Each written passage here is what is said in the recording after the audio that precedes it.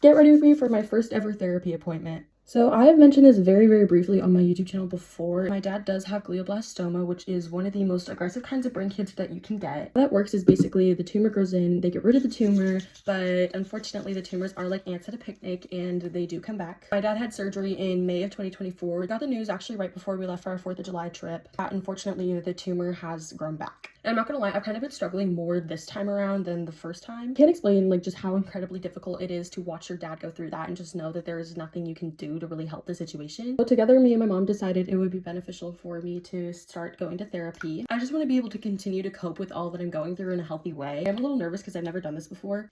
And it's downtown, so I'm having my aunt drive me to this. Our girl does not like driving downtown. But I always want to be as authentic as possible on here. I did want to explain why I'm actually going to therapy. I just think that this will be a very beneficial thing for me since I'm already going through a lot with my dad's stuff. But then throw in college on top of that, you know, I'm going to be transferring to a whole new lifestyle. But I know a really big source of comfort for my dad and just for my whole family in general is just all the prayer and love that we've been getting from people in our lives. And even people that we don't even know. Like sometimes my dad's cancer will just come up in conversation with like somebody I'm meeting for the first time. And they're just like, I'm praying for him. And I know that he feels that so much. I also take a lot of comfort in knowing that God has a divine plan for each and every one of us and that my family will all eventually be together again in heaven. But if you guys made it this far, comment down below the great heart emoji. That is the official color for brain cancer. And please be sure to like and subscribe. I'd love to get to 1,150 by the end of July and 2K by the end of 2026. And as always, thank you guys so much for watching. Bye!